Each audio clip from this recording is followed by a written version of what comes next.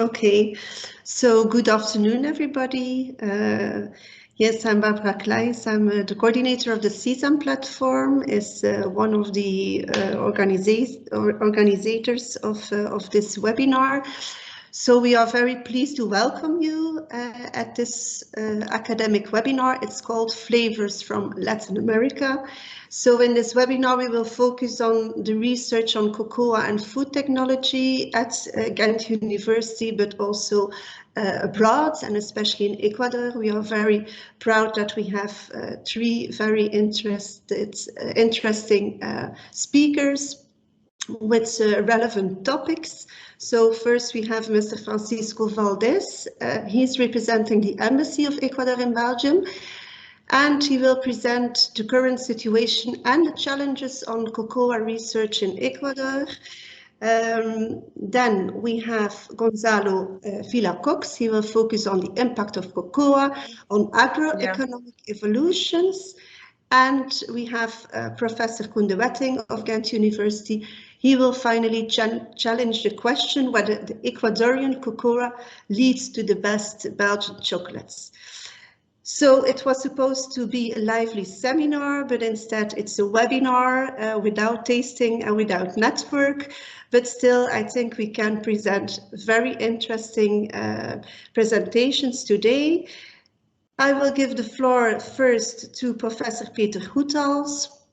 He is a president of the Sesam platform, but also a professor at the Bioscience Engineering faculty of Ghent University.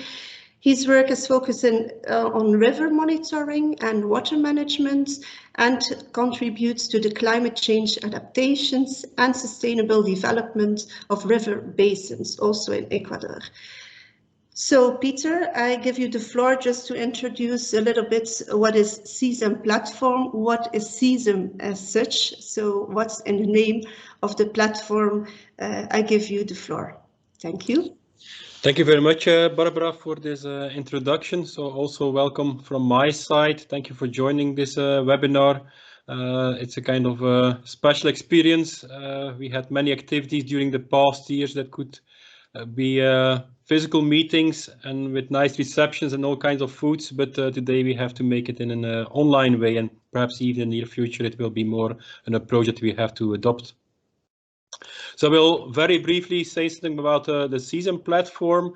So it's a Central South America and Mexico platform of this university. So we have several regional platforms in our university, and the main objectives you can see indicated here on this slide. So we want to be an internal external contact. So if people want to set up cooperation with the Latin American area, they can consult us, and we have quite a lot of data and knowledge available in our platform. So if you want to apply for funding or see what kind of exchange opportunities there are, or information about the country and agreements, people can always contact us. But also for foreign people, we are dedicated to, if you contact us, that we can also share information about what we can offer from a Ghent University side.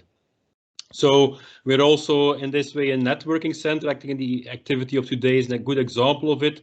So where we try to guide visitors to these people that might be of most use for their questions or for their setting up their cooperation. But we also have a diverse set of activities, like also international missions, like we did actually 4 times in the meantime to Ecuador in particular. So Barbara is the main organizer of the event, but also of the activities of the Sesam platform in general. She's also supported by Nancy Terrein, who's more specialized in funding of research, in particular related to VLIR US. And myself, I'm also supporting her, and like you can see in this slide, we have a steering committee with a representative of each faculty. So we have about 25 steering committee members, and we have also a whole set of several hundreds of Sesam members within our university. So there's a huge interest in research and education and other type of cooperation with the Central and South America and Mexico region. So we have also contact with many external partners, and today we have the pleasure that we can cooperate also with the Embassy of Ecuador. So this is what we try to establish systematically to also involve high-level contacts to improve the cooperation between our university and the region. So we also hope that in this way some new people got interested via this activity in cooperating with Latin America in the future. I mentioned already about all kinds of activities we set up. Here you see a kind of overview of our activities. During the past years, we had several country days that we have been organizing, but also all kinds of visits. And we also support both students and people who want to apply for a diversity of grants. And we're also a main actor in improving and setting up new agreements. So if you want to have more information, we have a web page, as indicated here on top of this slide. We also make use of social media, where we also post our activities and give announcement of them. And if you want to have more information, I suggest that you directly contact Barbara, or you make use of the general mailing that is indicated here. So thank you very much, and I hope you will enjoy it this evening. Thank you, Professor Goethals. Before we continue with the three presentations of the topic of today, I would like to inform you that the session has been recorded. I hope it's fine by you, but recording will lead to a video, and that we can share afterwards to all the participants, as well as the presentations of the presenters. So we will share all the information with everybody afterwards, including the video. What I also would like to mention is that we have a chat box in this Teams environment. So if you have questions, comments, you can put it in the chat box, and we will answer all the questions after the three sessions. So we will continue with the three sessions as such, and then afterwards we have foreseen some room and space for discussion or for questions and answers. So use the chat box if you want. So that leads me to the second presentation of Mr. Francisco Valdés. Francisco Valdés is an anthropologist and archaeologist with a PhD from the University of Paris in Nanterre. He was an archaeologist at the National Museum of the Ecuadorian Central Bank. And since 1990, he is a research fellow at the Institut de Recherche pour le Développement in France, and that's specializing in tropical environments. He is currently working in the upper Amazon on the border between Ecuador and Peru, and previously he conducted research in the Sayula Basin. It's the western Mexico part and the Pacific coast. He was writing already different books and hundreds of articles on the archaeology and tropical environment in the Americas. So he's the right person today to explain you a little bit about his findings, his research there. So I will give you the word, Mr. Francisco Valdés. Thank you. Thank you very much. I wonder if Patricia Palacios would like to say a word before I begin. Thank you, Francisco. Good afternoon with everybody. It's an honor to share the floor today, but I think I have a space after your presentation as we organized with Barbara. So the floor is all yours, Francisco. I'm keeping it at the last, okay? Thank you very much. Good enough. I'm going to share my screen so you can follow the presentation. I'm going to talk to you about the origins of cacao as they have been found in the upper Amazon. And for those of you who do not know what the upper Amazon is, Let me show you. In the western part of the South American continent, we have the Andes, and the eastern flanks of the Andes is where the Amazon begins. All the river basins that flow through the eastern flanks of the Andes will make up the Amazonian River Basin. I've been studying a region called the Mayo Chinchipe Marañón River Basin, which is one of those important tributaries of the Amazon. I've been studying this area for about 21 years, and we have found some very interesting facts. In fact, we have found a new archaeological culture, a pre-Hispanic culture that was not previously known. It is called the Mayo Chinchipe Marañón culture, which is based in the river basin, which is actually shared by two countries, Ecuador and Peru. It is interesting because it is an area that has varied ecological niches with signs of very ancient human occupation. And we have found this as we have prospected the area. We have found more than 400 archaeological sites, and everywhere we have found scattered homes and gardens that have been present in the forest for thousands of years. This is not surprising because this is one of the areas that has the highest levels of biodiversity in the world. The most important site that we found in our survey is called Santana La Florida, which is found at 1,050 meters above sea level. And it's very close to a town called Falanda. It is there that we have found some very interesting data that will refer to cacao. Cacao or cocoa. I prefer the use of cacao in English, which is the American version, since cocoa refers usually for us to the preparations made with powdered chocolate, which is cocoa. Therefore, I will be using cacao throughout the talk. We have some 32 carbon dates for our site, which place our information and our data within a chronological time span that has been very well defined.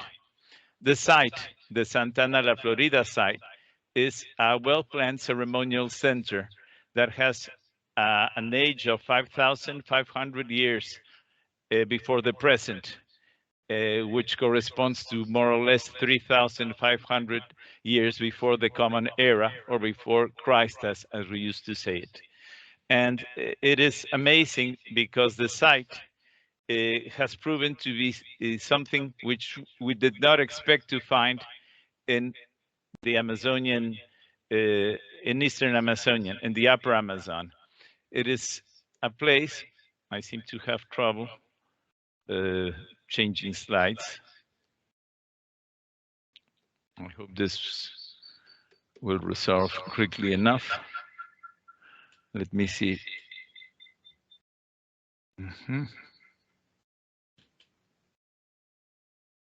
Well, the ceremonial center covers a fluvial terrace, which is more or less an hectare in length, and has a very defined organization of space. There's a central plaza with a sunken patio, which has 40 meters in diameter, and which is encountered by two large platforms in an east-west axis. Okay, I'm now looking at the vortex of the spiral, where we found a hearth, and there we found some interesting funerary offerings. And that is interesting because it shows the kind of materials that were found in the Upper Amazon. But these things were never thought to have existed in this area, where traditionally people thought that the Amazonian groups were not capable of having a complex society. Next to the spiral hearth, we found the entrance to a shaft tomb. A shaft tomb is a tomb that is situated 2 meters under the earth, and where we find a sort of a well, a stone-lined well, that leads to a funerary chamber. In the funerary chamber, we found several offerings and the remains of at least 2 individuals. Among the offerings, things were very interesting because we found seashells coming from the Pacific Ocean, which means that the people in the upper Amazon had interactions with the Pacific coast. And this means they mounted the Andes and they had regular connections with the Pacific coast. Our proof are the presence of the seashells. And this is interesting because this has happened some 5,000 years ago. And the ceramic bottles that we found are interesting again because some of them are very very interesting because they show the ideological beliefs that the people had at the time. They are ideological representations. As we can see in this figure, it is a bottle that contained, as we shall see later, a chocolate-based liquid, some sort of a beverage that was made with cocoa. And this means that the beverage was made by the people who buried this very important individual. And this is not surprising because Amazonia is the origin of many culturally significant plants. When we think about maniac, peanuts, jerem, ñame, camote, which is a sort of a beet, achira, chili peppers, tropical beans, cacao, and coca. As you know, coca is a very interesting product that was used throughout the Andes, but the origin was made in Amazonia. What is important is that cacao was never thought to have been used in the Amazon or in the upper Amazon at that time.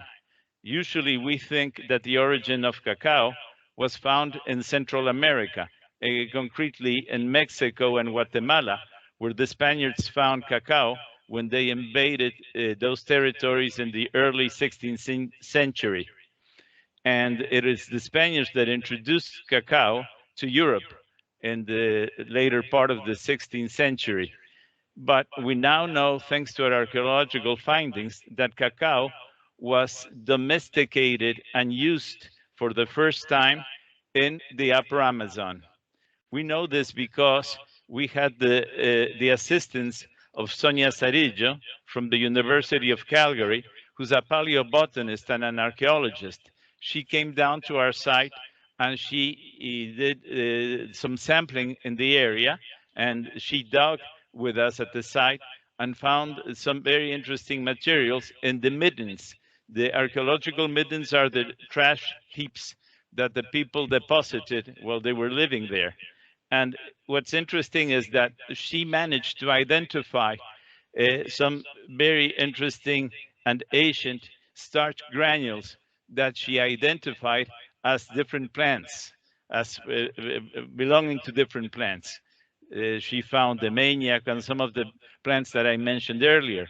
But what counts for us at this occasion is the presence of cacao. And she found cacao in the middens, in the trash heaps. And also, most important, she found starch granules of cacao inside the bottles, the ceramic bottles. And the bottle that you saw earlier was the one that had an important amount of starch granules of cacao. So it is interesting to know that for the people that were living in the upper Amazon, cacao was used in a domestic context and also in a ceremonial context, as they were part of the offerings that were included with people to the afterlife. We believe that the beverage, the cocoa beverage that was contained in this bottle was probably a sort of a fermented beverage.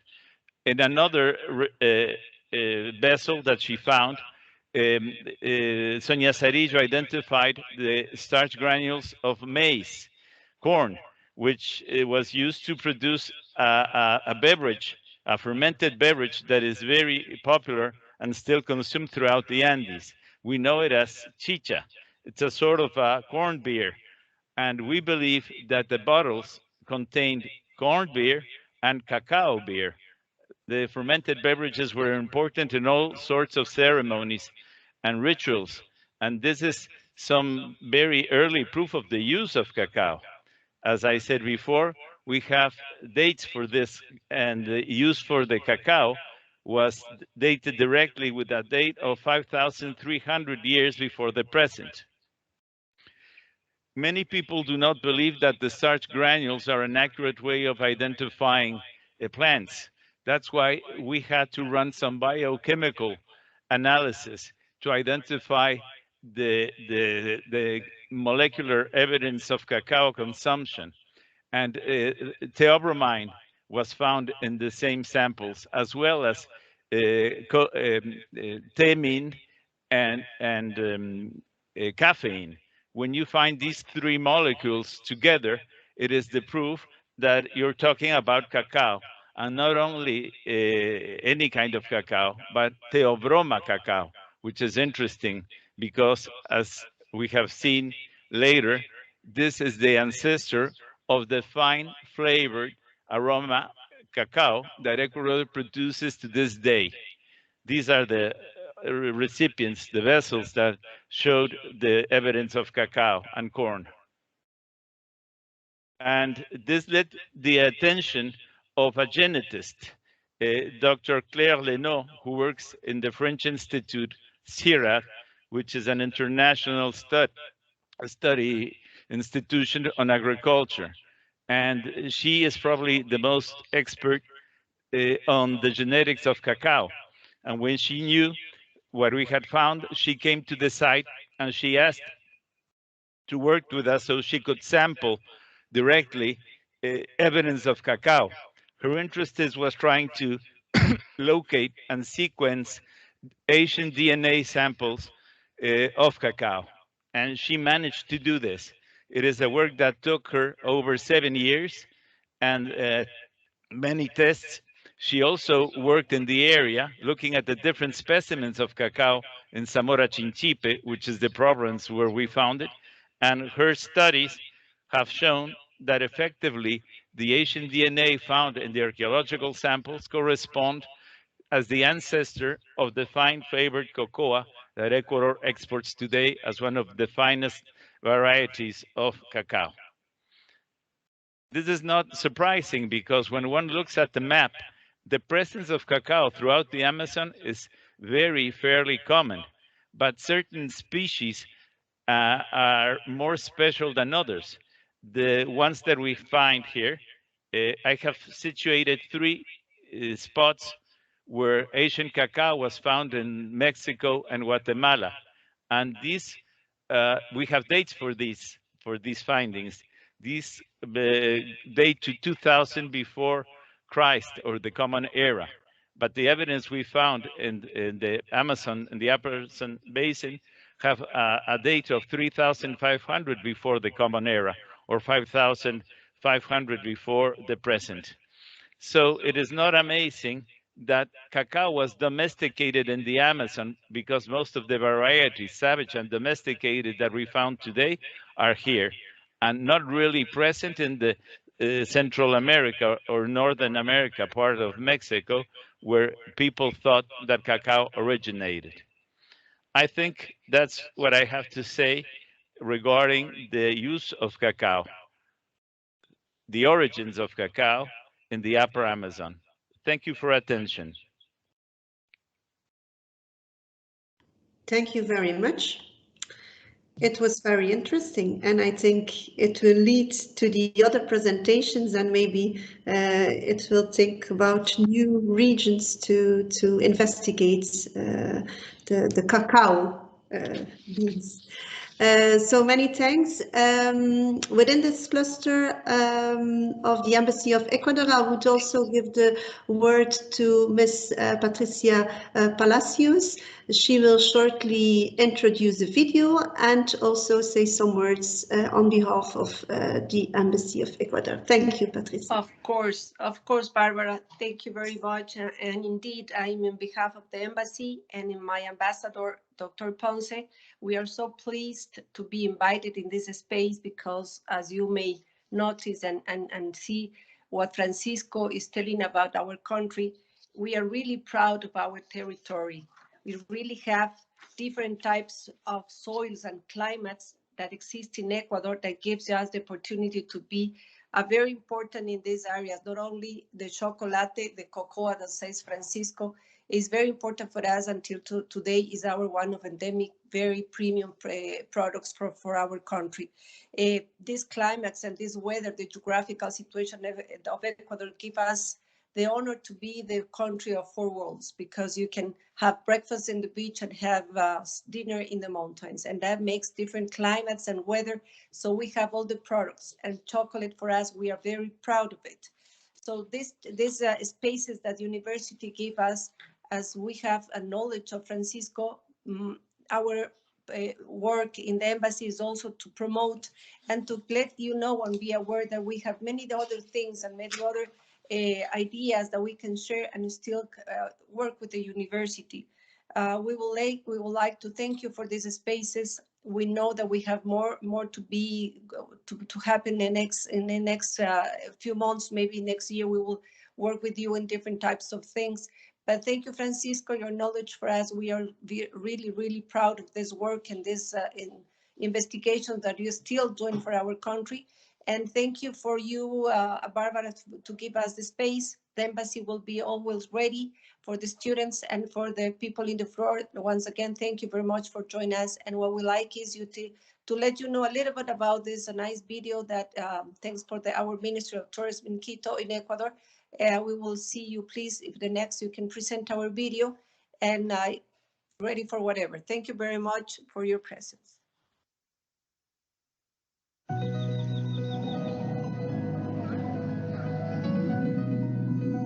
Ecuador is a country blessed. Blessed by the sun that gives life to everything, by the wind that carries a cornucopia of seeds, by waters that feed and nourish, soils rich and fertile. Of all the riches produced here, chocolate is perhaps the most blessed of all.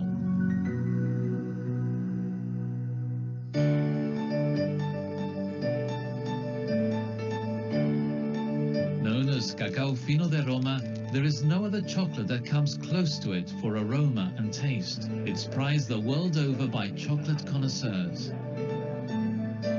What's more, it turns out that the original cacao tree first grew in the Ecuadorian Amazon, not in Mexico as many believed. The first vestiges date back to 3000 BC. Ecuador is truly the source.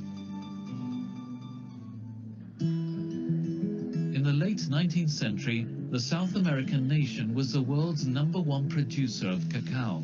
Today, it's living a second cacao boom. Thanks to dedicated bean-to-bar makers, passionate chefs, government initiatives, and hungry consumers, chocolate can be savored and enjoyed all across the country. Visitors can pick up some bars at a shop, take part in a chocolate tasting experience, have a chocolate-wrapped spa treatment, and then sit down for a choco dinner. Short drives away from Quito or Guayaquil, visitors encounter rural worlds on cacao-producing farms amid beautiful natural surroundings. Many run for and by indigenous Indian and farmer cooperatives.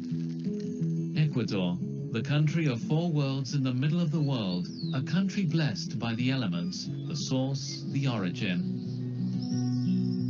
Ecuador, land of chocolate.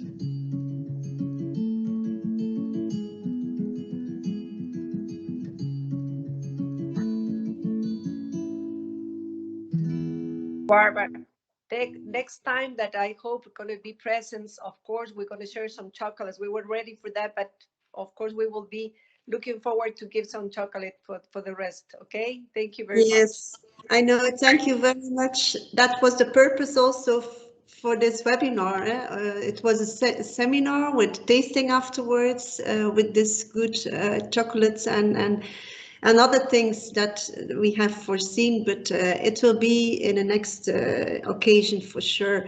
But in the meantime, we have the smell in the mouth, and we have already, you know, we are eager to know more about the Ecuadorian chocolates and the Latin American flavors in general. So thank you very much. We will continue with the next presentation. This is done by Mr. Gonzalo Gabriel Villa-Cox. He's affiliated both to the Faculty of Social Sciences and Humanity at ESPOL in Ecuador, and also to the Faculty of Bioscience Engineering here at Ghent University. And this, of course, fosters the collaboration, good collaboration that we have already between ESPOL and Ghent, but also with many other universities in Ecuador and in Latin America. But these kind of collaborations and double affiliations, they foster ongoing research efforts and academic exchange between two partners. He's also an author of several research papers and a journal of multidisciplinary research focused on land use and water management related to primarily agricultural and resource economics. So this is the focus of his presentation. So the impact of cacao on agroeconomic evolutions. So Gonzalo, I give you the floor. Thank you very much. Please, can you hear me? Yes. All right. Thank you for the opportunity to present some of our research, of our joint research efforts, as you mentioned, that have been ongoing in the past few years between ESPOL and Ghent University, particularly the Faculty of Bioscience Engineering. And please let me know if you can see my screen. Not yet. Okay. Sorry, I'm trying to share it. If you please bear with me for a second. No problem. That would be, hopefully my computer helps me with, right, sorry. Please let me know if you can see my screen and then I can proceed. I think it's coming. Yep, it's loading and. Yes. Thank you. So the title of my presentation today will be The Role of Cocoa on Agroeconomic Evolutions, some case studies from Ecuador. There we go.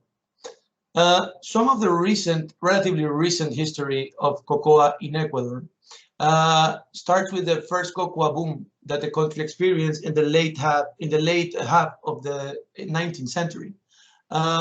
This period, from a socioeconomic standpoint, was characterized by strong vertical coordinations in the existing cocoa value chains at the time.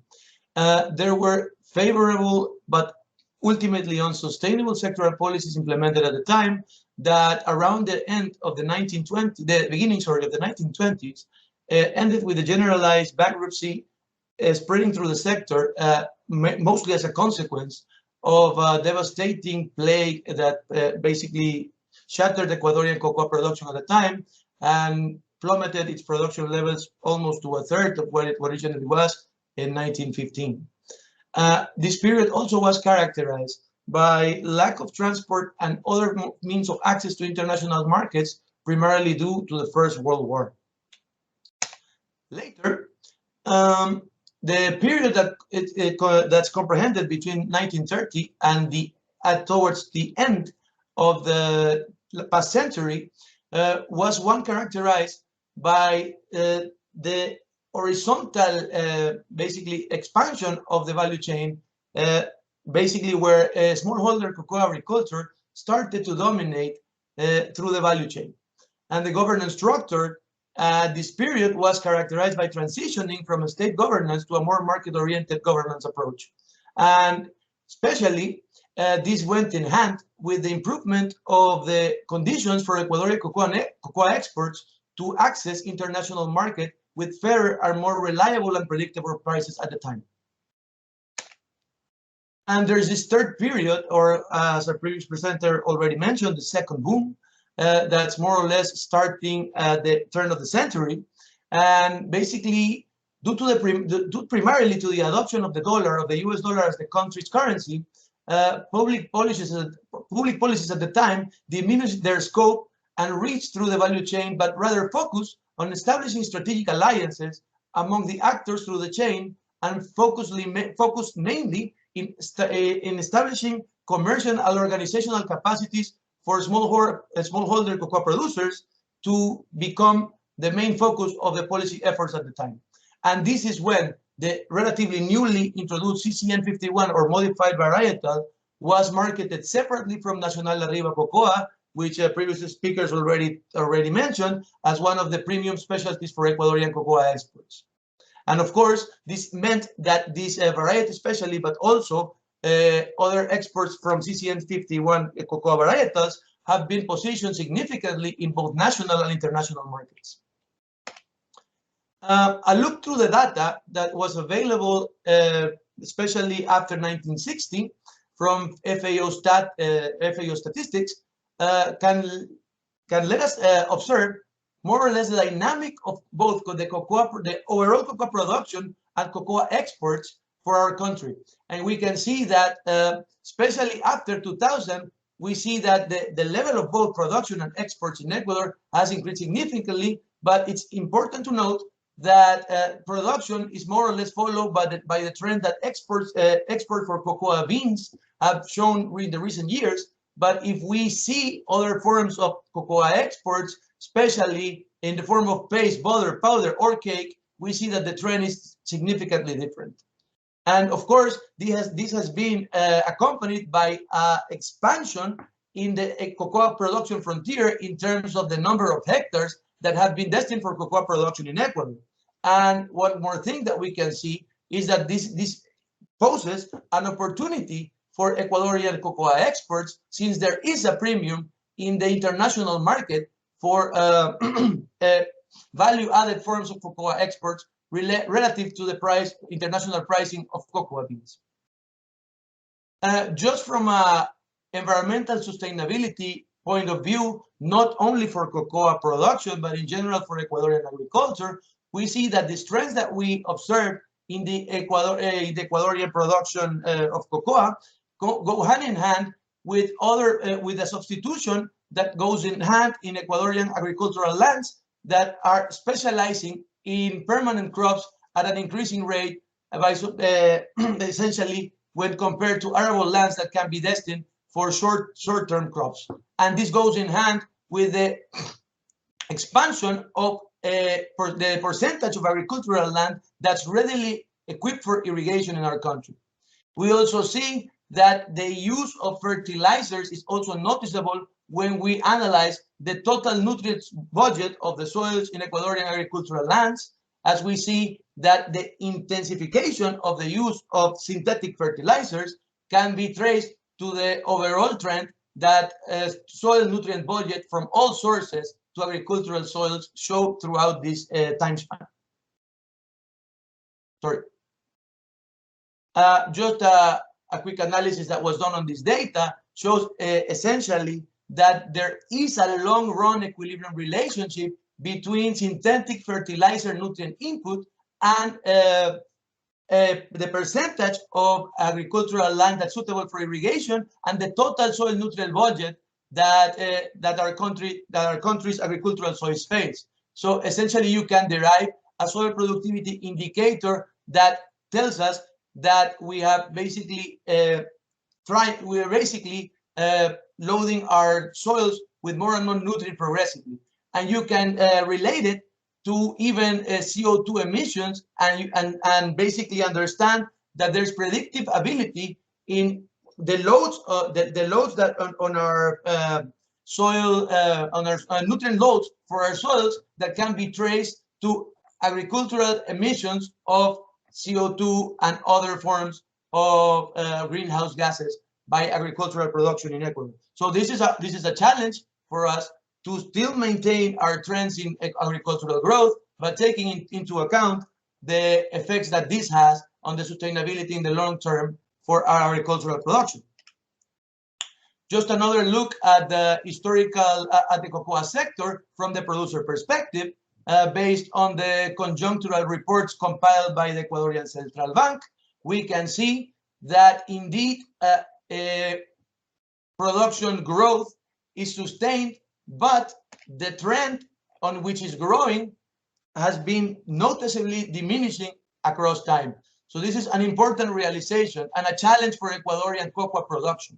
Essentially, we need to recover our mid-decade levels of growth, or our previous decade levels of growth, to be able to continue the boom in the future. And if we take what the reports from the central bank tell us about the problems that are faced by Ecuadorian cocoa producers, we see that as this trend manifests itself, different issues that have been reported by cocoa producers essentially become less or more prevalent throughout this period. For example, we see that bad economic conditions become increasingly prevalent amongst producers, meaning that the producer prices they receive may not be enough or may challenge them to cover the production costs. We see, for example, that other issues related to credit access are also challenges for these producers in an increasing rate. We see also, on the other hand, that necessary investments that have to be made to, for example, face bad weather conditions or increased prevalence of plagues and diseases, on the other hand, have been going down, as well as labor market related issues for these producers and lack of access of infrastructure. And we see in turn that other aspects that are related mostly to demand conditions specifically have been noticeably increasing in prevalence by this, as reported by these producers, specifically related to what the lack of differentiation in local market prices between CCN 51 varietals and National Arriba varietals. So you see that as this trend has been diminishing in what the producers report has been the conditions relative to recent years, the relative prevalence of problems they face changes also through time. So this is an important aspect to consider looking into the future as we experience this new boom.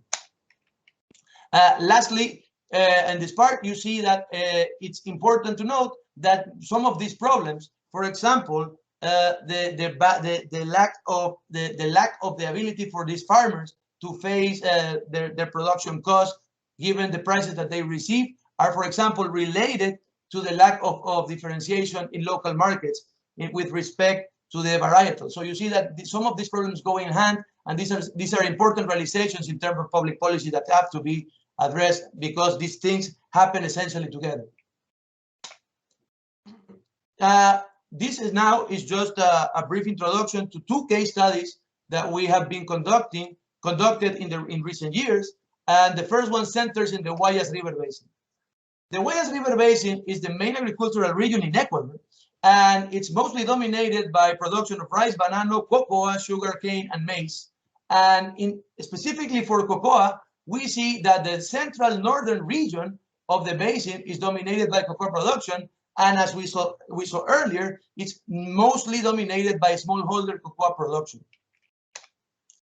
By characterizing the agroecosystem implied by the Guayas River Basin with the application of the ecosystem service conceptual framework, we can understand the biophysical structure that also includes the farmers, their management practices, and the cultural practices.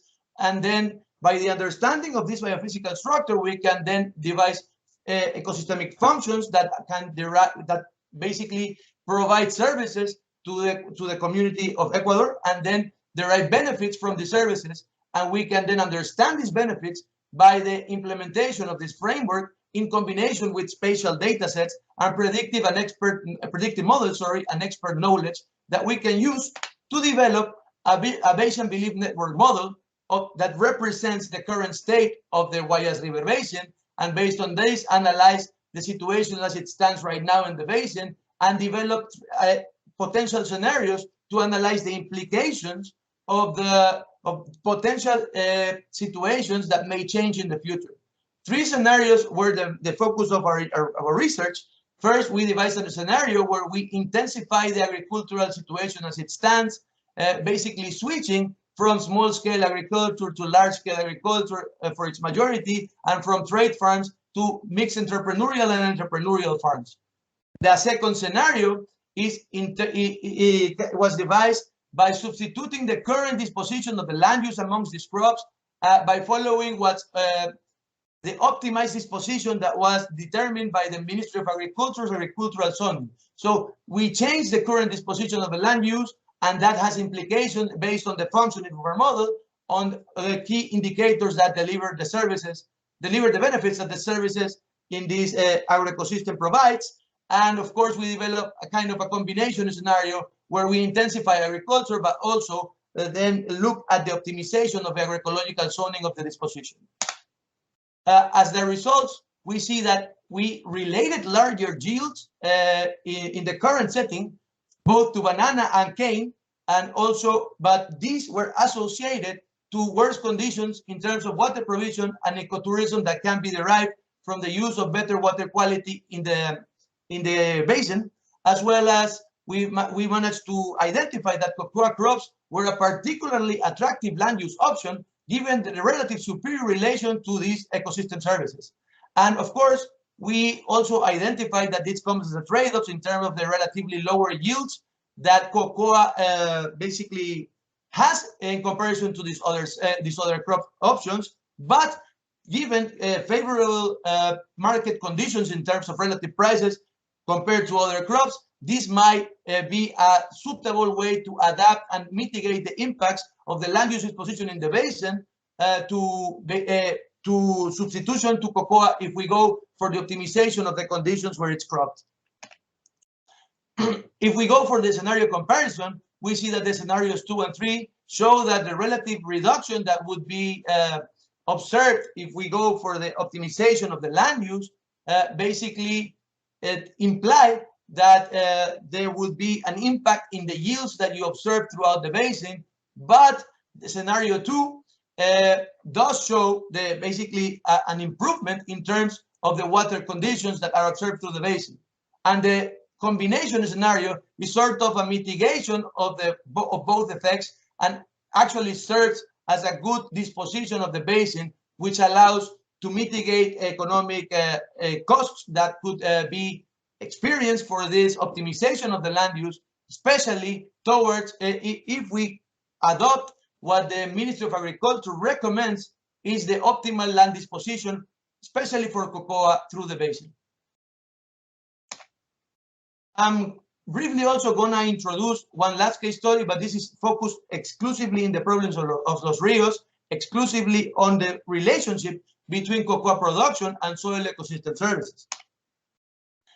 This is the province of Los Rios, and this is the agroecological suitability map for cocoa cropping specifically through the province. We see that it's very heterogeneous, but most of it is optimal or adequate for the disposition of cocoa crops. And you see that it's located at the heart of the Guayas River Basin, and it's one of the main producer provinces in our country. We also see from the land use SPAC survey from INEC that essentially there is a marked difference in yields that are observed through for both the CCN 51 cocoa producers and the Nacional Arriba variety producers. And we also see that the technification levels of their crops are quite differentiated amongst these two types of producers. Essentially, from this knowledge at the provincial level, we set up a case study where we collected a socioeconomic farmer survey, specifically centered on smallholder cocoa production that we basically did at the same time that a soil and leaf sampling campaign on site was conducted to be able to establish the macro and micronutrient presence in agricultural soils, as well as the presence of heavy metal or what are called trace elements. And this, of course, was complemented with secondary satellite data sources that allowed us to build a comprehensive ecosystem service bundle model based on the establishment of production, on the production technology of these farmers, and through the establishment of the agricultural production technology of these farmers, which of course implies the use of the soil and the dimensioning of soil quality as an ecosystem service, as well as soil health as an ecosystem service, understanding soil quality as bioavailable macronutrient presence in the soil, and soil health as the relative presence of absence or absence of heavy metals in the soils. We can then combine it with our knowledge of socioeconomic attributes and ecosystemic attributes that underlie this system to build a model that allows us to estimate and identify if we can see synergies or trade-offs between the services that are provided by the agricultural soils in our case study and the cocoa production in the end. For this, we built a spatial mapping protocol that allowed us to identify the soil quality ecosystem service throughout our case study, the same that we were able to do to our soil health ecosystem service. And we see that there is a general correspondence overall between soil quality and soil health in our case studies, meaning that basically healthier soils in terms of lack of presence of pollutants and heavy metals are also related to higher presence of bioavailable micronutrients for the cocoa plant. And when we go for the estimation of the trade-offs between these two services, basically taking into account the different characteristics of producer profiles in the soils, we see and we observe that there is a trade-off between soil quality and soil health that is determined by the profile of the producer. And importantly, for example, we see that the adoption of modern and traditional irrigation is a determining factor in observing these trade-offs. I mean, this already can hint us to an environmental challenge for these producers in terms of their sustainability in the long term for their production. We observe by the estimation of the production technology, on the other hand, that there is a synergy between soil quality and soil production, and cocoa production essentially, because we see that soil quality acts as a productivity shifter, meaning that better soils in terms of bioavailability of macronutrients will observe boosts in productivity compared to other farmers that are located in less favorable conditions.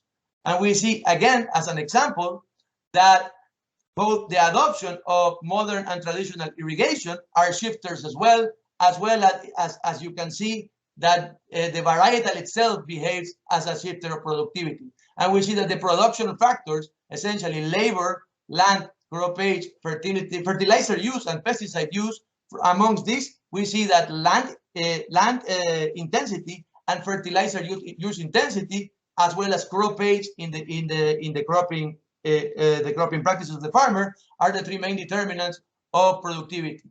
Importantly, we see that when we divide these farmers in terms of the adoption of essentially synthetic fertilizers, you can essentially mitigate this difference in terms of yields that are observed between native and specialized, and CCN 51 cocoa farmers, essentially by the use of synthetic fertilizers and the adoption of complementary practices such as irrigation. And you see that, again, this is a signal of the sustainability challenge for the farmers. As a last example that we could learn from these farmers, we see that irrigation adoption is an interesting issue. As we saw, it has both an effect in the sustainability and productivity of the farmers. And this is from the province of Los Rios. We see that there's a huge difference between non-irrigation, irrigation non-adopters and adopters of irrigation. Essentially, the adopters of irrigation are much more heterogeneous, but have a way higher potential to reach higher production goals than those that do not opt for irrigation at all. And we see that more than half of cocoa producers in the province are not adopters, and around 25%, 30% of them adopt modern irrigation alternatives, while around 70% still persist with tradition. 7%, sorry, still persist with traditional irrigation methods. From this knowledge and from the data that we collected from the study, we were also able to build an irrigation adoption model where we acknowledge that one of the limiting factors is their asset holding and credit access capabilities that is in turn determined by both institutional factors, biophysical and climate covariate risk factors, and farmer and producer factors. Essentially, this fits a traditional irrigation adoption equation that depends on the same aspects, but of course, this is possible to instrument by the institutional drivers that may determine asset holdings. Once you estimate this model, you end up first with what determines asset holdings and credit access. And we find that there are both institutional facilitators and institutional constraints for credit access for farmers. Essentially, the availability of local informal and formal credit sources both act as facilitators for credit access to the farmer, but the presence of barriers such as high credit rates or lack of nearby credit agencies act as constraints that hamper the farmer's capacity to engage in the necessary investments to adopt either form of irrigation. Of course, idiosyncratic aspects also affect this ability. And when we go for traditional irrigation adoption itself, we find that... Oh, sorry, yeah, I'm about to finish.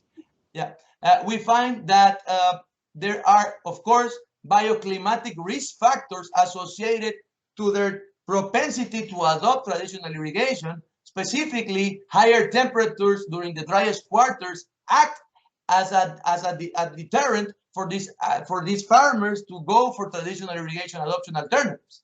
And we see that the asset holding capability itself, it doesn't play a significant role for traditional irrigation adoption. In the other hand, when we focus on modern irrigation adoption, we see that more bioclimatic factors, risk factors specifically, play here because, of course, there are underlying financial risks embedded in higher implied investments that are needed to adopt modern irrigation alternatives, such as complementary equipment and the like. So, of course, more risk factors come into play, but here a critical and significant factor becomes the ability of the farmer to hold assets and access credit. So this is just an example of the adoption of a long-term cultural practice that can be restricted or even enhanced by the study of these factors. And indeed, it's important to realize that not only irrigation adoption, but future studies can be addressed at, for example, assessing what's behind organic agricultural adoption or even certified agriculture to be able to continue to exploit the cocoa boom that I introduced at the beginning and that previous presenters were referring to. So I hope that what I was able to share with you today shed some light in the current situation and the perspectives that we have been able to learn about cocoa production in Ecuador. Thank you very much. I hope I kept time. Thank you, Gonzalo. It went very fast, all the information you gave to us, but even though we have a little time constraint within the program, but thank you, it was very interesting, and it leads also to the next presentation in a way. So I will give the word to Professor Koende-Wetting. He's a senior full professor at Ghent University, and that's since 2010. But he's also the founder and the CEO at a spin-off of Ghent University that's called the Cacao Lab. It's a very well-known Cacao Lab for the university, but also beyond, of course. He strongly believes in global cooperation and on bilateral and confidential basis for this cooperation with other partners. The aim is to improve quality and innovation of products and also production processes through open innovation and through co-creation. And that's also what we as the CSAM platform encourage, open mind collaboration.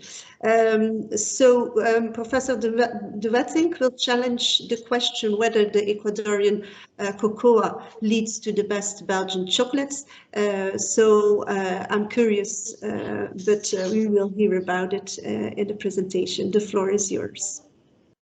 Thank you. Can you all see my presentation and can you hear me? We can hear you and we can see the presentation. It's all. Okay, thank you, Barbara. Thank you, Barbara, for the kind introduction. I would also like to thank you and CESAM, and especially also my dear friend and colleague Peter for inviting me to give this talk.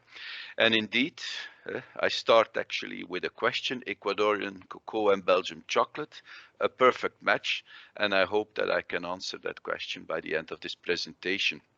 Now, before starting, I would also like to acknowledge two co-authors of the presentation. First of all, my colleague, Professor Cathy Messens from the Department of Biotechnology, because we work together and we still work together in Ecuador with partners over there on the genetic identification of different cocoa varieties. And also Claudia Del Bare, you mentioned indeed the spin-off company Cacao Lab. Well, she is the general manager of the company today, and I also was allowed to use a couple of slides of Cacao Lab to illustrate this presentation. Well, this is chocolate, ladies and gentlemen. It might appear a bit strange to you, but this is a picture of chocolate, the microstructure, as we can see under an electron microscope.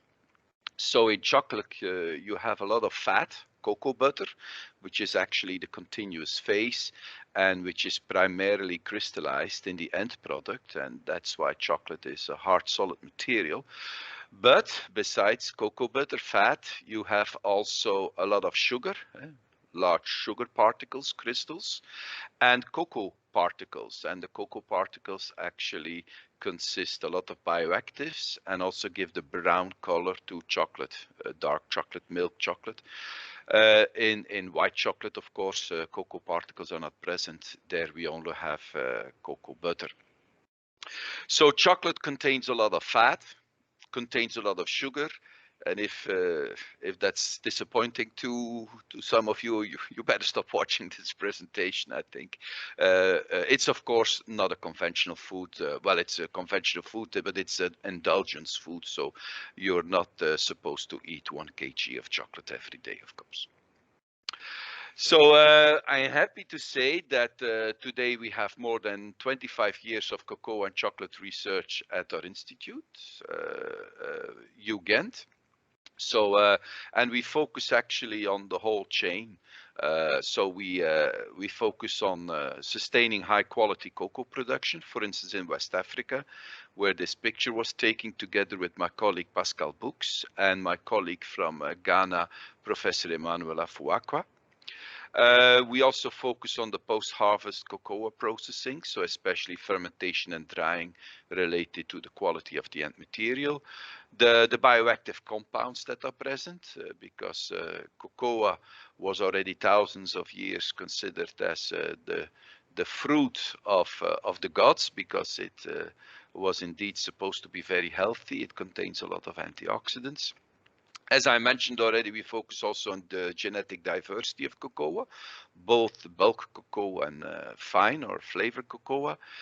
In the lab, we also develop new processing strategies, especially focusing on the small scale processing, which is very important for small scale chocolate producers, bean to bar producers.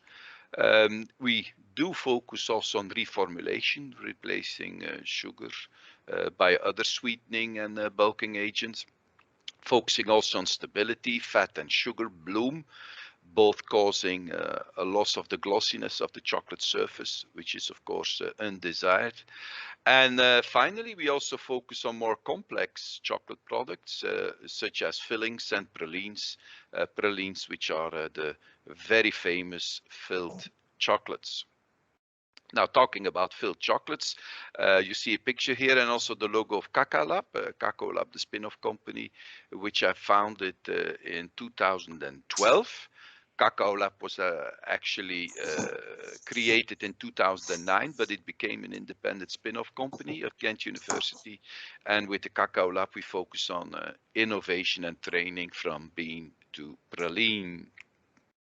So, Belgian chocolate is very well known around the globe.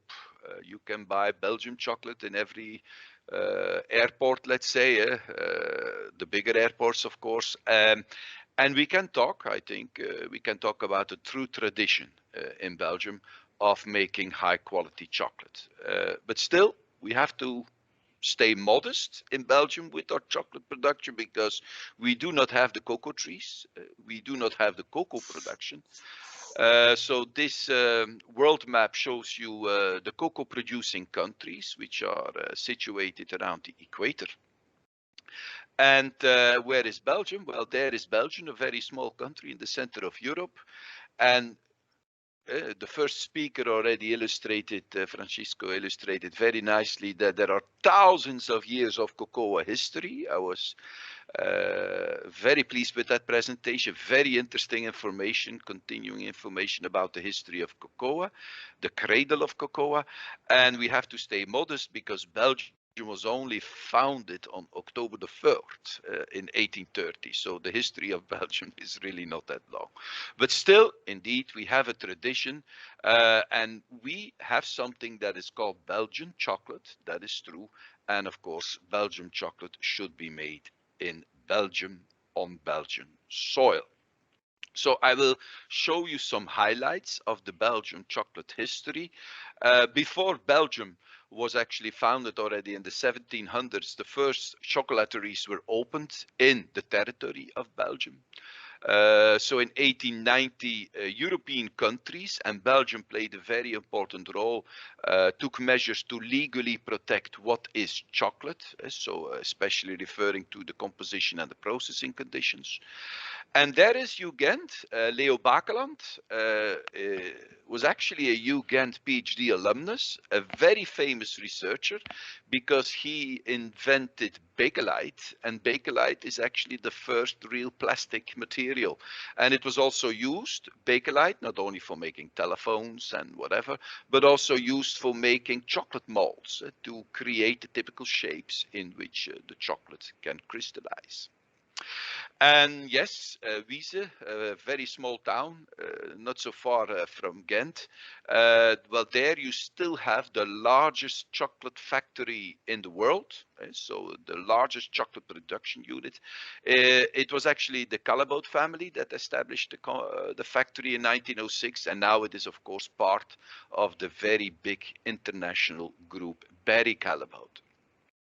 And not to forget, in 1912, so 200 years ago, let's say, Jean Neuhaus launched the Belgian praline, still famous very much today, and also the typical box he invented. Let's call the ballotin, a typical box in which these filled chocolates are being sold around the world. So Belgian chocolate, what is it? Well, of course, it should be made in Belgium, and that is actually very important. So let me give you some figures about cocoa and chocolate business in Belgium. Well, first of all, the grinding is not the most important activity. For instance, there's far more grinding activity in the Netherlands. What is grinding? Grinding is actually the transformation of the cocoa nibs into cocoa liquor, which is also called cocoa mass. Depending on the temperature, it's a liquor or a mass. So that transformation process is very important, but we do it in Belgium, but that's not the most important activity. So a lot of companies use also intermediate ingredients in Belgium. So they buy the cocoa mass, they buy the cocoa butter, cocoa powder. They are often acquired elsewhere and used to make chocolate. Still, it is interesting to mention that the port of Antwerp is very important for storage and throughput of cocoa beans. But what I would like to mention is that Belgium is first of all very famous and well known for the production of what we call industrial chocolate. So industrial chocolate is chocolate produced at an industrial level for other industries. So it's a business to business product. And the 4 major chocolate producers in the world all produce chocolate in Belgium because then they can write on the label Belgian chocolate. Barry Callebaut, of course, as I mentioned, in the Wiese factory, but Cargill as well in Moeskroen is a very large production facility. Puratos Belcolade is another big group which produces chocolate in Erembodehem. And Mondelez International is also producing chocolate in Belgium. And all of that together, that is approximately 1/5 of the world production. So 1/5 of the world production of industrial chocolate is happening in this rather small country, Belgium, in Europe. So very important. Of course, we have therefore a long history and a lot of expertise in making chocolate. And first of all, I would like to mention that you cannot make high quality chocolate or high quality Belgium chocolate from low quality ingredients. So what we need in Belgium are high quality ingredients. Now this slide gives you, let's say, some formulas of typical chocolates. So a dark chocolate, a milk chocolate, and a white chocolate. What can you find in chocolate? In dark chocolate, you can find cocoa butter, cocoa liquor, which also consists of a big fraction of cocoa butter, sugar, no milk ingredients, except now and then a little bit of milk fat to prevent or retard fat bloom, and soy lecithin, which is an emulsifier. In milk chocolate, we use less cocoa liquor, but of course we have there also the addition of milk ingredients, which actually means milk powder. And in white chocolate, you don't have the cocoa liquor because that is the brown stuff, but we use more milk powder. And of course, we still use cocoa butter, very important for the melting properties and the mouthfeel. So the high quality cocoa ingredients that are used are cocoa butter and cocoa liquor, also referred to as cocoa mass. All starts, of course, with high quality, mature, ripe pods, pods that are harvested in the cocoa producing countries. They are harvested, they are opened, and then you have the cocoa bean fermentation. Now, these pictures were taken in Ghana, where they do a heap fermentation. It's a kind of pile of cocoa beans with some fruit flesh, which are covered by banana leaves, and that introduces, let's say, or starts up the spontaneous fermentation, which takes 5 to 6 days. Now in Ecuador and other countries, you have also fermentation carried out, but most of the time they use a box fermentation. Now after the fermentation, which is a very important process in the creation of precursor molecules that will actually be turned later in the production process into the chocolate flavor. After the fermentation, you need a proper drying of the fermented beans. If you don't take care of the drying, you might have molds growing and the production of toxins like aflatoxins, ochratoxin, which is of course not desired at all. So a proper drying of the fermented beans is important to keep them shelf stable, and then they can be transported after bagging. Now, coming back to the fermentation, that is a first crucial step determining the quality of the final product. So the beans should be properly fermented, and a test to check that, which is carried out locally in the cocoa producing countries, that is a bean cut test. So what we're actually doing is cutting the beans in half, and when you see a lot of violet beans with some purple color, it means they are not properly fermented. Brown beans means they are fully fermented. You can also extract the coloring molecules and determine then their concentration, their relative concentration with a chromatographic method. It all ends in a certain fermentation index, which normally should be 1 or higher. And so properly fermented beans, that's important. Does that mean that all the beans are fermented around the globe? Not at all. A lot of beans are not fermented. And most of those beans are used to produce cake and cocoa butter. But you can actually not make a high quality chocolate from not fermented or not properly fermented beans. So that is very important. Now, that is a picture that is showing you an X-ray CT scan of a cocoa bean, which was actually cut in two. Especially here, you can see at the left and the right part, you see the two cotyledons. And the cotyledons are actually kind of storage cells that contain a lot of fat, contain a lot of energy, you could say, that is important for the plant. For the seed to germinate and to grow into a cocoa plant. By the way, the embryo is located over here, and it is through that tiny hole that the radicle, or let's say the plant, will start growing. So two big cotyledons, and they contain actually the cocoa material in which we are interested. We don't want the germ, we don't want the shell, we want the cotyledons that are actually broken into cocoa nibs. This is a cryo-scanning electron microscopic picture of fermented dried cocoa beans. So what you can see are lipid protein cells, polyphenolic cells that contain a lot of antioxidants. You can also detect starch granules. I was happy to see that even in very old artifacts, they can still find starch granules that can be related to cocoa beans. So the cotyledons, they comprise 86 to 90% of the cocoa beans. We were also the first group, research group in the world, that actually did some cryo-scanning electron microscopic analysis of fermented and dried cocoa beans, and we compared unfermented beans, and that is the picture that I show here, to fermented beans. So you clearly see that the fermentation affects the cells and the cell structure, and that will actually also influence the further processing into chocolate, obviously. So we start from now fermented and dried cocoa beans. Then you have the roasting process. Now, roasting is a thermal treatment, very important for the flavor development as well of the final chocolate. And this is illustrated here, where you see a chromatogram of the volatile components that we determined with the GCMS. So you see that you have pyrazines present.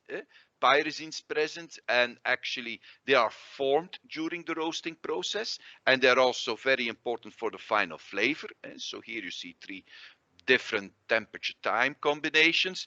What you also see is that during the roasting, a large part, but not all, a lot of acetic acid is removed, and acetic acid is formed during the fermentation process. So by Acetobacter, so acetic acid producing bacteria. Now, acetic acid is harmless, but we don't want it in chocolate because it's an unwanted organic acid. So during roasting, part of the acetic acid is removed, and also during conching, that I will show you later, a large part of the acetic acid will be removed. So you have the fermented beans, we roast them, then we break them, and you have the winnowing process. Winnowing means that we remove the shells of the beans, and then you have the cocoa nibs, which are actually fragments of the cotyledons that are present in the bean. The cocoa nibs are grinded. We do that in our lab with a beet mill grinder of Davis Wiener, and that will turn the nibs into cocoa liquor. And cocoa liquor actually looks very similar like dark chocolate, but please, if you taste cocoa liquor, be careful. It is very bitter, and it does not have the round, pleasant flavor of chocolate yet. But you can notice a bit of the chocolate attributes already, but it is really not a product that you should consume. However, we have a trained panel, a panel of people that are actually trained to taste cocoa liquors, to assess the quality of cocoa liquors. Now, cocoa liquor can also be pressed into cake and cocoa butter, which is a yellowish fat, and the cake can be milled into cocoa powder. And this scheme therefore shows you how you can start from beans producing cocoa mass or cocoa liquor, cocoa butter and cocoa powder, which are the major cocoa raw materials. Now, cocoa butter is a very important ingredient of chocolate, and in Europe you have what we call the European Union Directive 2036 EC that mentions that which fats you can use in chocolate. And those fats are cocoa butter and milk fat, but also you can use maximum on finished product, maximum 5 weight% of vegetable fats other than cocoa butter. We call them the cocoa butter equivalents. So 5% you can use it and still call the product chocolate. Of course, it is not any kind of vegetable fat. They are based on palm oil, illipe butter, salt fat, shea butter is well known, cocoa butter and mango kernel fat. And they are only produced by refining or a combination with fractionation. Besides those cocoa butter equivalents, other fats are also used in making a product similar like chocolate. For instance, lauric fats, like hydrogenated palm kernel oil, which contains a lot of lauric acid, C12. But then you cannot call it a chocolate, we call it a compound or a compound coating. It also looks very similar like chocolate because they also use, beside those other fats, a lot of milk powder and of course cocoa powder. And that results in a product that is called a compound coating with clearly another taste and a melting profile than chocolate, but also used a lot in the food industry. You can use a bit of coconut oil in chocolate only for ice cream formulations to prevent the breaking of the chocolate layer around the ice cream. Now, where I want to come at is that Belgium chocolate only is made from 100% cocoa butter, and that was an agreement that was made in Belgium to protect the quality, let's say, of Belgium chocolate. Now, cocoa butter is very important to make a chocolate with the desired melting behavior. So what we have here is the solid fat content as a function of temperature, and of course at higher temperatures the amount of crystalline solid fat decreases, and this is very important to have a good snap how the chocolate breaks upon fracture at 20 degrees Celsius, let's say room temperature. It's also important to have enough solid fat between 20 and 25 to prevent stickiness in your hands at the moment of consumption. It should have, and this is very important, very steep, sharp melting profile between 25 and 30 degrees, which is important for the mouthfeel, the release of flavor, and the cold sensation, because when fat melts, it requires energy from your mouth to turn the crystals into a liquefied state. And everything should be melted at body temperature. If not, you have a waxy mouthfeel. Then it seems like the chocolate is a bit feeling like candle wax in your mouth. That is not what you have, what you want as well. So it's very important that the cocoa butter is completely liquefied at body temperature. So that gives you already a flavor, to use the word, of how the chocolate is being produced, but we're not finished yet, because Belgium chocolate, as I mentioned, is based on a lot of know-how. So when you have these cocoa raw materials, you can start mixing them. You have the cocoa litter, the cocoa butter, I explained that. You can combine it, of course, with sugar or sugar replacers, and of course milk powder in the case of milk chocolate. All those ingredients are thoroughly mixed. This is the mixing device we use in the lab, and this is also another type of mixer, a Stefan mixer, which is very useful also to make other products like filling and pralines. But okay, that is very important, the mixing of the ingredients. But then the next step is the refining process. And what you see here is a roll refiner, a 3-roll refiner. So this is actually what we have produced when we have mixed all the ingredients. It still looks like a kind of dough, viscoelastic dough system. But when you are refining it, it is turned into a very dry, crumbly material. And that refining is very important for the final chocolate quality, because all the particles present in the chocolate should have a size clearly below 30 micrometers, the average size, to avoid what we call a sandiness, a sandy mouthfeel. And it is well known that continental European chocolate, like Belgian chocolate, has an average particle size of 15 to 22 micrometers, whereas it is clearly somewhat higher, for instance, in North American chocolate, Hershey's chocolate, for instance. This is illustrating this very nicely. So this is a curve that is showing you the particle size distribution for different kinds of chocolate. You see that the dark chocolate, the milk chocolate, they should have a particle size somewhere between those black lines. The particles should not be too small, because then the chocolate feels too dry in the mouth. Not too big, as I mentioned, because then you have that sandy mouthfeel. And here you see the particle size distributions of the sugar and the milk powder. Without refining, you would have a lot of sandiness. So controlling the particle size, that's a very crucial step, and it is very well controlled in the production of Belgian chocolate. So after the refining, we go to another step that can take several hours, which is the conching step. And in the conching, we add a bit more cocoa butter and also the emulsifier, which is normally lecithin, to turn the chocolate into the end product, but still in a liquid shape. It is liquid chocolate. Now, what is conching? It is a very intensive shearing and heating process to develop the right rheology, but also the right flavor of the chocolate. So it happens in several steps. So the moisture content is decreased, volatiles are decreased. Remember, a lot of acetic acid is being removed, but also different flavor molecules are formed by especially the Maillard reaction and even caramelization. And you also release more free fat to improve the flow behavior of the chocolate, the rheology, let's say. Then is by the addition of some extra cocoa butter and lecithin, you have the final liquefaction, and actually then the chocolate is finished. Besides the fact that it is not crystallized yet, it is still in a liquid state. How can you turn liquid chocolate into, let's say, the solid chocolate? That is called the tempering process, followed by a cooling. Now, it is very important to turn the chocolate into the desired polymorph beta 5, which is very well controlled by chocolatiers, or you can also use heat exchangers to do that. But the desired polymorphic form is important to have a stable product that will maintain its glossiness and snap.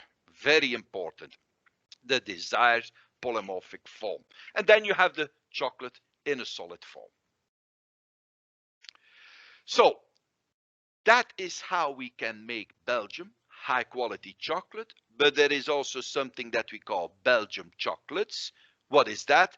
Well, the Belgium chocolates, well known, are the pralines. So a lot of chocolate in Belgium is turned into filled chocolates, like you see in the pictures here, by famous companies like Neuhaus, Godiva, Leonidas, Gillian, but also by a lot of small and medium-sized enterprises. So one or two people making their own pralines, high-quality products, and selling them to the consumers.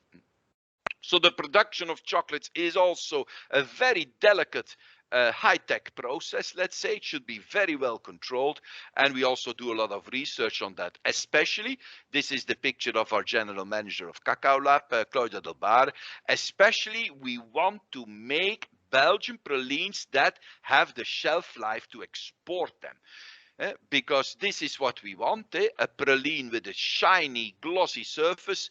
And this is what we do not want, where you have actually migration of oil and actually a kind of polymorphic transition taking place, which is called fat bloom development on the surface, which is clearly not what we want. So we want a stable product. What does that mean? 6 to 9 months preferably. So a lot of research is still being carried out in this area as well. Now, To end the Belgian part of the story, Belgium is also about training. So every 2 years we organize with participants from over 20 countries worldwide the famous cocoa and chocolate processing workshop. If I looked carefully, I saw even one of the former participants in the list. So the 6th edition was organized in 2019. Unfortunately, we could not do it in 2021, of course, but we are still planning it to do, hopefully, the 7th edition in 2022. So you should take a look at our Facebook, our LinkedIn page, our website to see when we will organize this. Hopefully, COVID will allow us to do that. So where is my part on Ecuador? Well, this is the chocolate we all like. A chocolate with a superb flavor. Now, these are our senses. You have the taste, you have the nose for the smell, the ear for the snapping of the chocolate, you have the touch, and you have the visual aspect as well.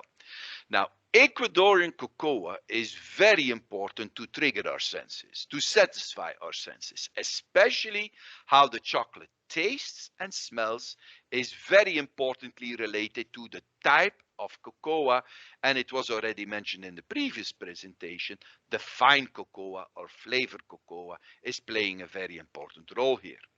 What is flavor? It's about taste, it's about smell, but also trigeminal sensations. They all make up the flavor of chocolate, and that is then the definition of flavor. So we have done a lot of efforts in the last 5-10 years to analyze chocolate flavor.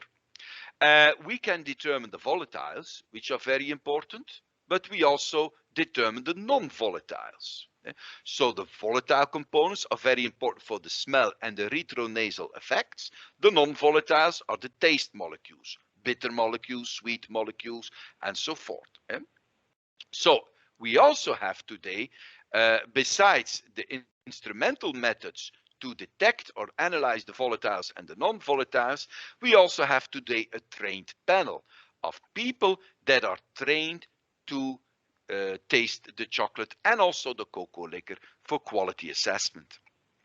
So when you have chocolate with a unique flavor, it will trigger our odor and taste receptors that will give a signal to our brain. We have to train and analyze this, and that will relate to human response. So actually in a trained panel, we are using, I hope you don't mind me saying, the human panelists as a machine.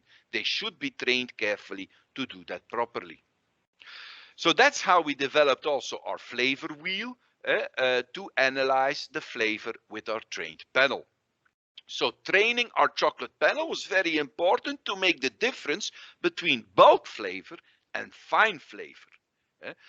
We have attributes like the cacao, sweet, nutty, acid, fruity, floral, bitter, astringent, spicy, and hopefully not present, off flavor. So our panelists are trained to detect all these attributes. But there are more than 14,000 varieties of cocoa. So how can we cluster them? Well, first of all, there are two big groups. The world cocoa market distinguishes today two broad categories of cocoa beans. You have the fine beans, which are also called the flavor beans, and the bulk beans or ordinary beans, which are also good. They are having a high quality coming from Ghana or Ivory Coast. But it should be noted that the difference between fine or flavor cocoa and bulk cocoa is in the flavor rather than in the other quality factors. So which are now the export countries of fine or flavored cocoa? Well, you have them here in green and you have them here listed, amongst which you also have Ecuador. Ecuador, where you have a lot of fine flavor cocoa varieties being cultivated. Besides also, it was mentioned, other varieties like the CCN51.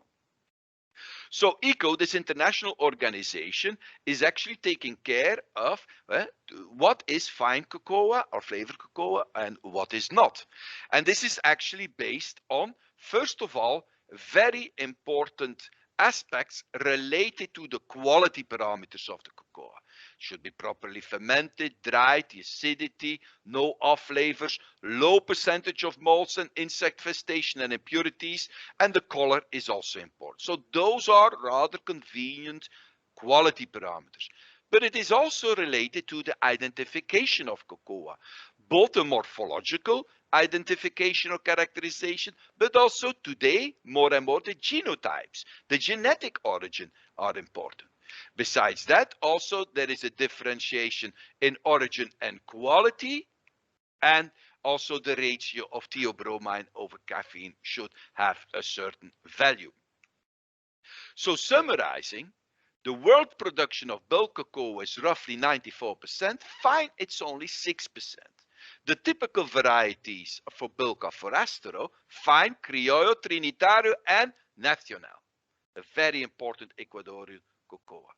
The flavor is here for bulk a strong basis cocoa, but for fine it's more aromatic. It's floral. It has smoother flavors, and not to forget, you can earn more money. You pay more for fine cocoa with its unique single origin characteristics. So important to preserve that fine flavor cocoa in Ecuador. I hope that is clear. So the Theobroma cacao varieties can be based on phenotype. You have Forastero, Criollo, Trinitario, which is a hybrid of the two previous ones, and Nacional. You have high yield for Forastero, high yield of Trinitario, low yield for Criollo. Nacional has a medium yield. A problem or a challenge is still that fine cocoa, like Nacional, is quite susceptible to disease, whereas Forastero, bulk cocoa, is more disease resistant. And not to forget where it is being produced. As I mentioned, the Nacional variety is very important in Ecuador, results in the fine cocoa or Arriba cocoa. Now, this is the phenotypic differentiation, but you also have the genotypes. Phenotypes relate to a genotype, and in the past, the last 5 years, Professor Messes and myself, we did a lot of research in trying to link the genotype to the flavor potential of the cocoa, and this was actually evaluated in the final chocolate itself. So where did we do research on this cocoa genetic diversity? Of course, all around the equator. We still have ongoing research in Vietnam, which is an emerging country for cocoa production. Haley Rotiers did a lot of work in the past together with institutes in Ecuador like ESPOL and EPN.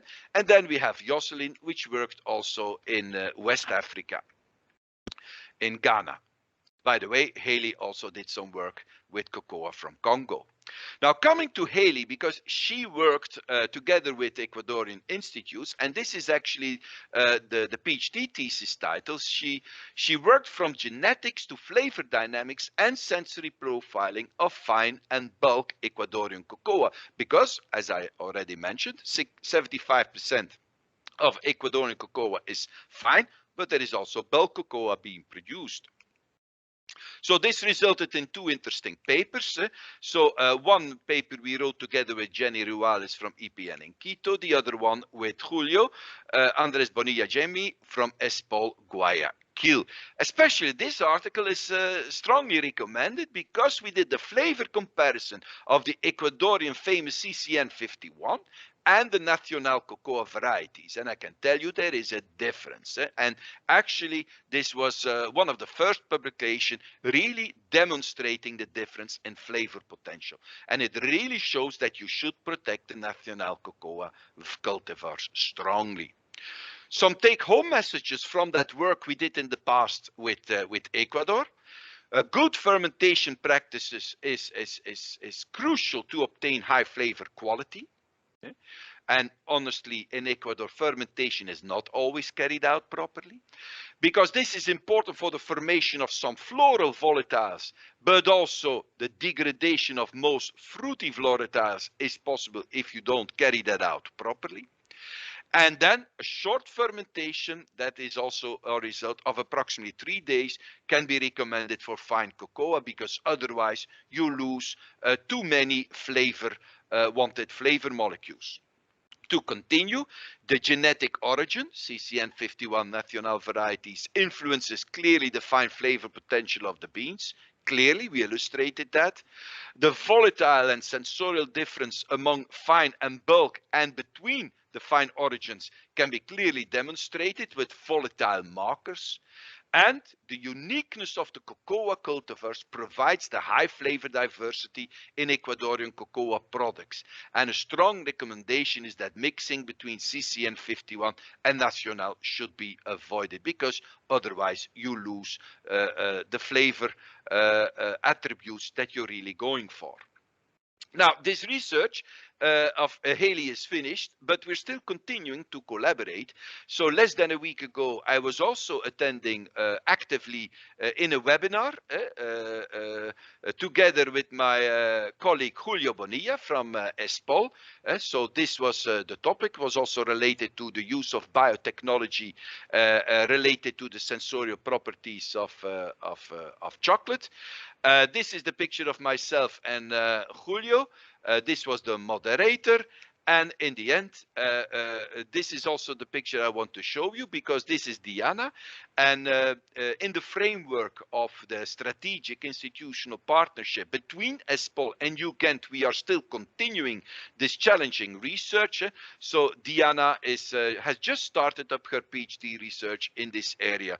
And we are very happy that thanks to this strategic institutional partnership supported by ESPOL and UGent, we can continue this, allow me saying, great work collaboration.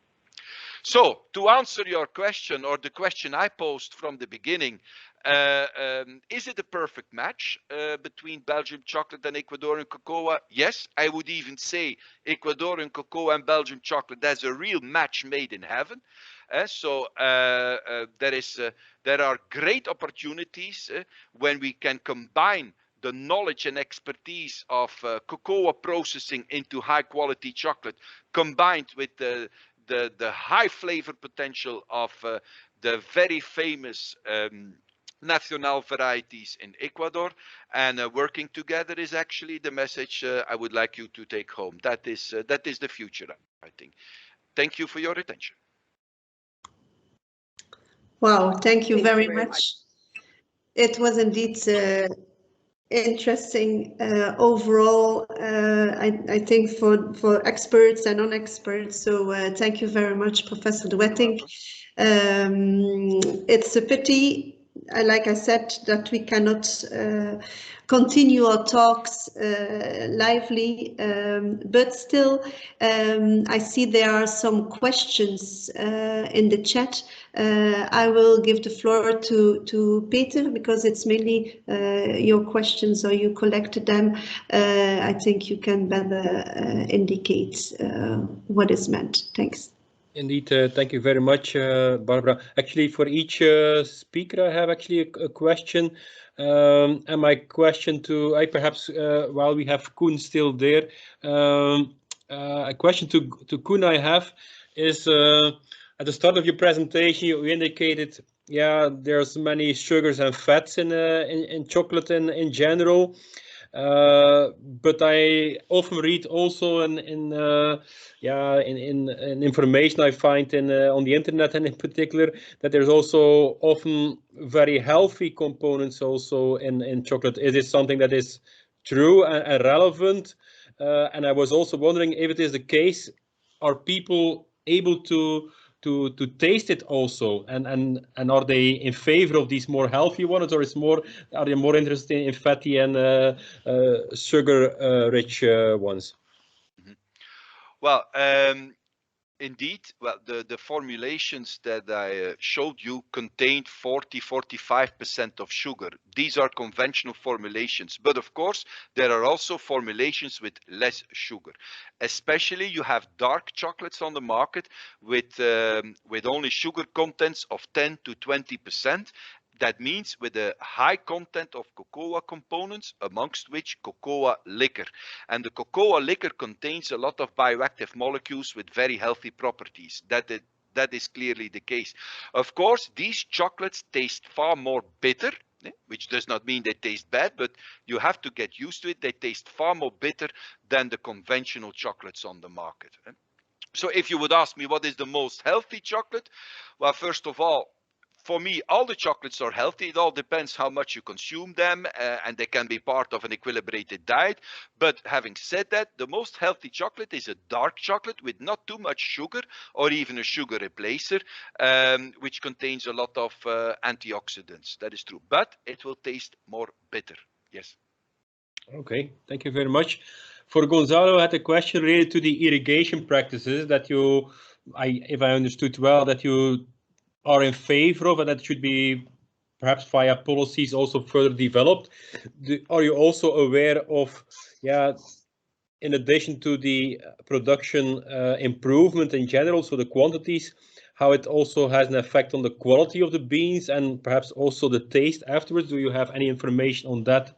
Is it actually a win-win for both quantity and quality, or do you also there see some side effects of the irrigation? Yes, thanks for the question. Primarily, the research I presented today, it was done under water stress conditions. And of course, in Ecuador, irrigation is, for cocoa production particularly, supplementary. That means that there's still irrigation going on without the use of irrigation practices as I showed. But essentially, the focus of the research was on investigating the yield differentials, of course. The dimension of the effects of water stress on basically on bean quality should be something that requires further research, but it's an interesting question to ponder for further follow-up.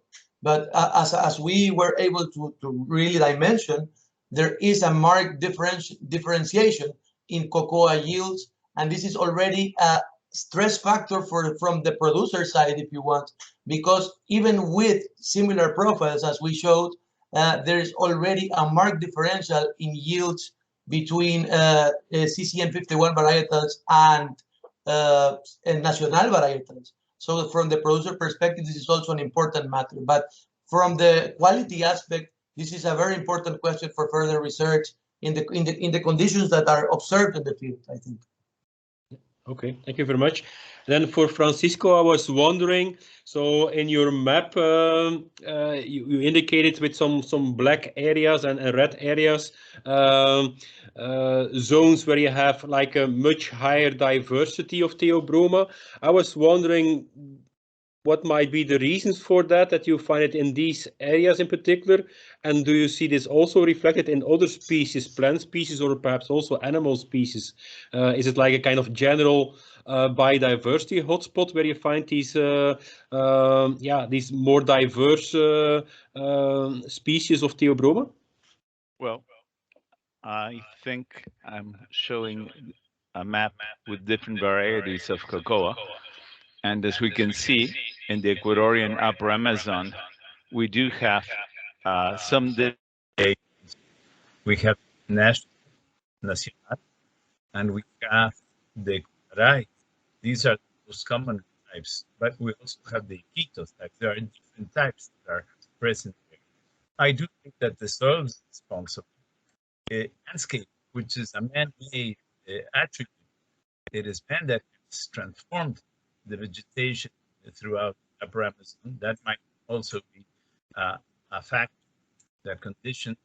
And of course, we have seen that in certain altitudes, you have some different types of varieties. We know that cacao does not grow above 1,200 meters above sea level, but where we found the materials in an archaeological, we're 1,000 feet, not feet, meters above sea level.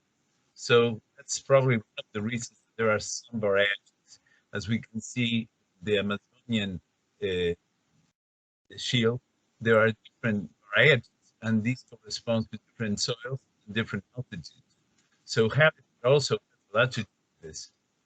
I hope that answers the question. Okay, thank you very much.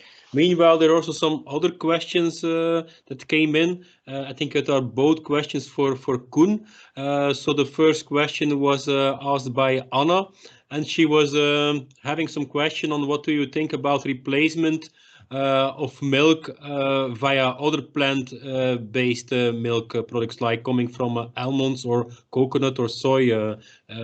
Is this another approach that is possible, you think? Yeah. Well, by the way, it is Anna who was a previous participant of our workshop on cocoa and chocolate. So I'm very happy that she is also attending. So I still remember her. Yes, it's a very relevant question. We are actually doing research as we speak to replace milk powder by other materials to produce what we call vegan chocolate, vegan milk chocolate, because in vegan milk chocolate, you cannot have milk powder. You cannot have milk products. So you can consider soy milk, rice milk, almond milk, and so on. But the challenge is to turn those plant-based milk analogs first into a powder, because you cannot include the milk as such, because you cannot include the water into the chocolate as such. You first need to dry them, and then you can incorporate them by replacing milk powder. Of course, there is a taste effect, but it can work very well. Absolutely, yes. Yeah, and then there's also a question of Marie-Paul, but I'm not fully sure if I understand it well. So where she's asking if the biological production has an influence on the flavor. I'm not fully sure if she means then the typical bio approach or biofarming approach, or in general the production. So I'm not fully sure. Perhaps Marie-Paul, you can perhaps clarify, unless it is clear for you, Koen. Or Gonzalo. I suppose that it is indeed biofarming that is she referring to, or organic farming. Has it?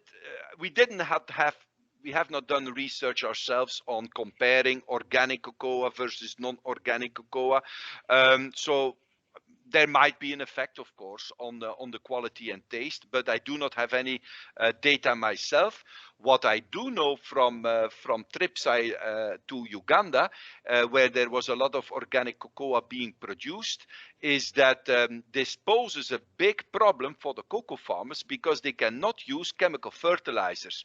And what there actually is happening, they are depleting the soil with a lot of nutrients because they don't have organic manure or other fertilizers to take care of that. So those farmers are actually producing cocoa. It can be sold as organic cocoa, but their production yield is declining every year, which is very frustrating for them. That is a side remark I want to make, but maybe Gonzalo also has some comments. Thank you, Professor. Just from the yield perspective again, which was the focus of the study I presented, in the case study, but we have to take into account that this is specific for the edapoclimatic conditions presently prevalent in Los Rios province in the center of the Guayas River Basin, of course.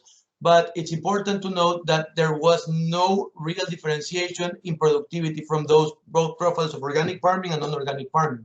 And of course, if you see the maps that we were able to produce, based on the location of most of the farmers and the conditions that are prevalent in the area, I wouldn't be surprised that organically inclined farmers will also see the nutrient loads in their soils declining over time.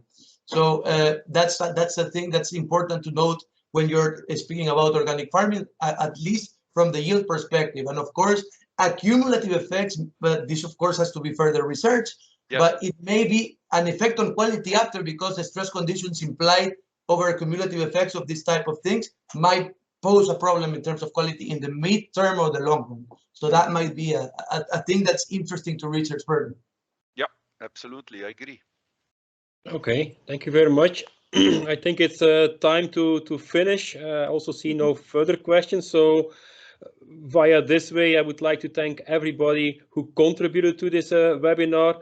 And I like in particular to thank Barbara for this. She had to swap the whole organization from a live meeting to this webinar setting. But nevertheless, I thought it was very interesting, and it's mainly thanks to the different speakers who gave a very diverse and interesting contribution. And Therefore, thank you very much for all these efforts for preparing these valuable insights. Yeah, I also like to thank everybody who contributed in general to this webinar, like also Cathy Mess from the Season platform. And of course, I'd like to thank everybody who was joining. I hope you enjoyed it as much as I did, and I hope it also convinced you about the value of the Ecuadorian chocolate, and that was also there very well brought in by the embassy. So it was a very nice cooperation between the embassy. We have a company like Cacao Lab, and we have the different university partners who have been presenting here the work from diverse angles. So yeah, I hope it was valuable for everybody who was joining. So thank you very much. I will hope to see you live, perhaps for a follow-up meeting in the future where we can also do some real tasting. Thank you very much and have a nice evening. Thank you, everybody. Bye-bye. Have a nice day. Thank you. Bye-bye. Take care.